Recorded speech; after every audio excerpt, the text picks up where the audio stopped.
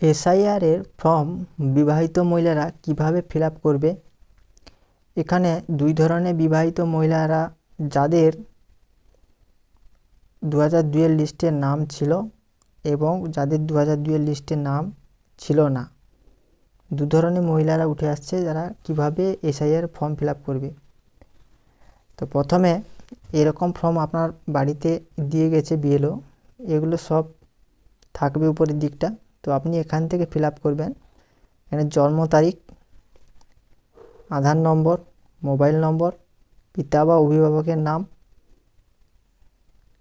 তারপর পিতার mobile epic নম্বর, মায়ের নাম, মায়ের এপিক নম্বর, স্বামীর নাম, স্বামীর এপিক নম্বর। ঠিক আছে, এটা হয়ে গেল। এবারই যাদের 2002 এর লিস্টে নাম ছিল তারা এই দিকটি ফিল আপ করবে। বিবাহিত মহিলারা, যাদের 2002 এর লিস্টে নাম ছিল তারা এই দিকটি ফিল আপ করবে, বিবাহিত মহিলারা। তো এখানে কি করবেন, নির্বাচকের নামের জায়গায় আপনার নামটি দেবেন, এপিক নম্বরটি দেবেন আপনার। আত্মীয়ের বিবরণের জায়গায় আত্মীয়ের নাম, এখানে যেহেতু 2002 এর লিস্টে নাম ছিল তাহলে আপনার স্বামীর নাম থাকবে, এখানে আপনি স্বামীর নামটি দেবেন। সম্পর্কের জায়গায় এখানে স্বামী লিখবেন। জেলার নাম দিবেন, রাজ্যের নাম, বিধানসভার নাম, বিধানসভার নম্বর, অংশ নম্বর, বুথ নম্বর, ক্রমিক সংখ্যা, সিরিয়াল নম্বর।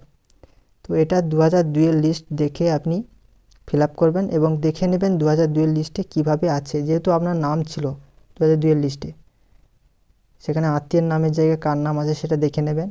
সম্পর্কটা কী আছে সেখানে দেখে নেবেন।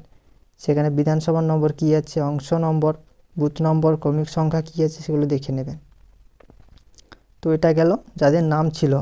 এটা যাদের নাম নেই তারা এই দিকটি ফিল আপ করবে, তারা এখানে এই দিকটি ফিল আপ করবে যাদের নাম নেই 2002 এর লিস্টে।